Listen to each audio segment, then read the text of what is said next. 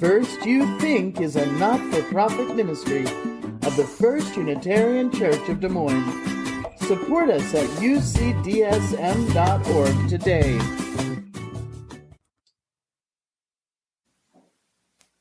It doesn't matter what you believe, but you still need to come to church. Your community needs you. I was sitting at the computer desk in our kitchen one evening when my mother said something like this to me. I was in my early teens, probably preparing for confirmation. I was questioning my faith in the tradition of my upbringing, which wasn't new at that time, but it certainly was coming to a head the older I grew. My parents were both patient and understanding of this struggle of faith, but they were firm in one thing: care for our parish community. Little did my mom know what a Unitarian Universalist thing she was teaching me back then. I've come a long way from being a disgruntled Catholic teen to a Unitarian Universalist seminarian, but there's a through line here. A spirituality of service and community care has consistently shaped my religious journey.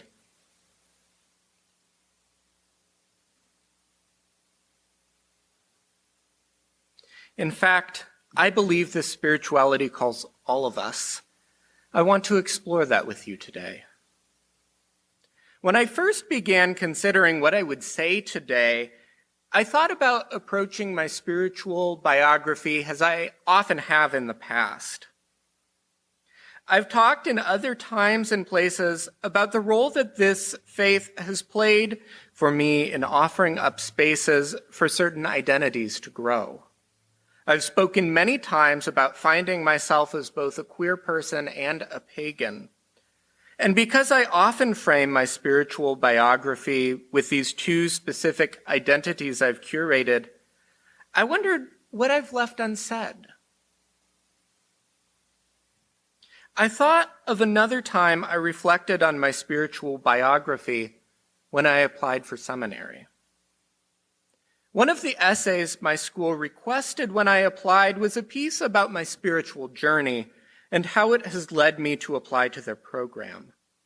Answering that prompt gave me the space to reflect on the importance I've found in service in religious community. By the time I was questioning my place in Catholicism, my parents had already begun to instill the importance of community service in my brother and me. In our rural parish, there were many Sundays where my brother and I served with the priest on the altar, my mom read from the lectionary, my dad was an usher, and both of them were Eucharistic ministers. Serving our community, where 4 generations of my family had worshiped, was a family affair. By the time I left home, service was a way of orienting in religious community, was well steeped in me.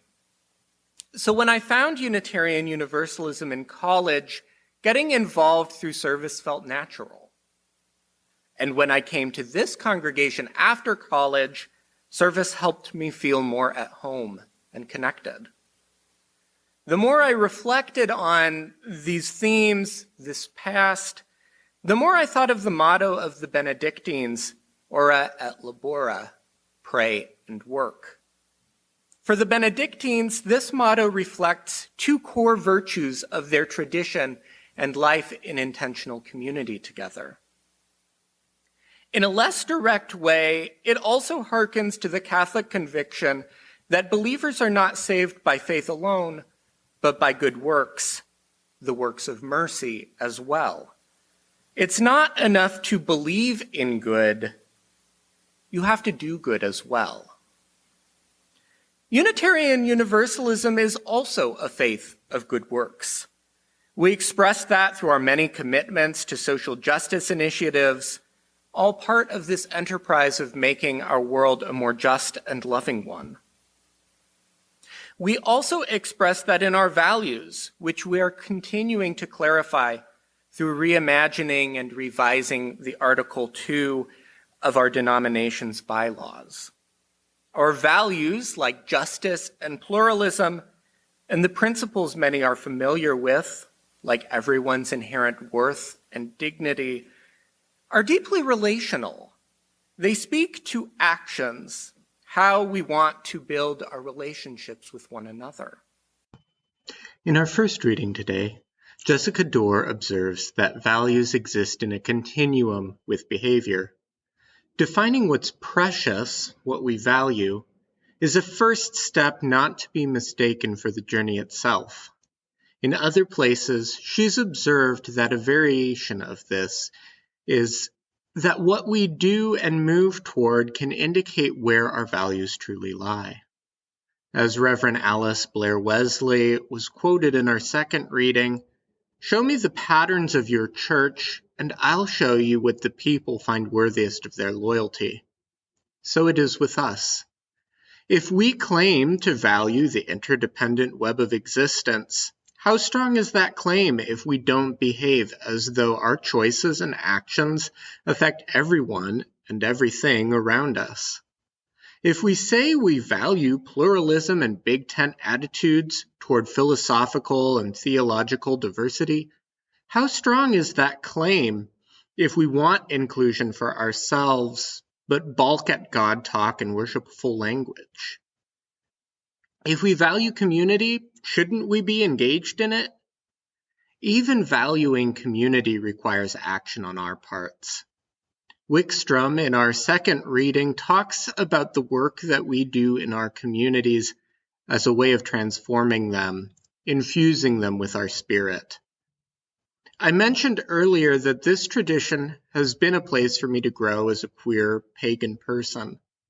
That growth hasn't just occurred by this congregation's radical welcome and acceptance. It has also grown through work. Coming into myself as a queer person in queer community couldn't happen on my own. Much of it has grown through connections I've made here through the shared LGBTQ justice work our congregation engages in. And I would not have grown as a pagan person without the community I found here. That community doesn't happen just at rituals and picnics. It also happens at workdays cleaning up the labyrinth. I have grown as an individual through this work. I have also put my energy into fostering the queer and pagan parts of our congregation. I have made a claim that if I want a congregation that affirms me as I am, I have to help make that happen.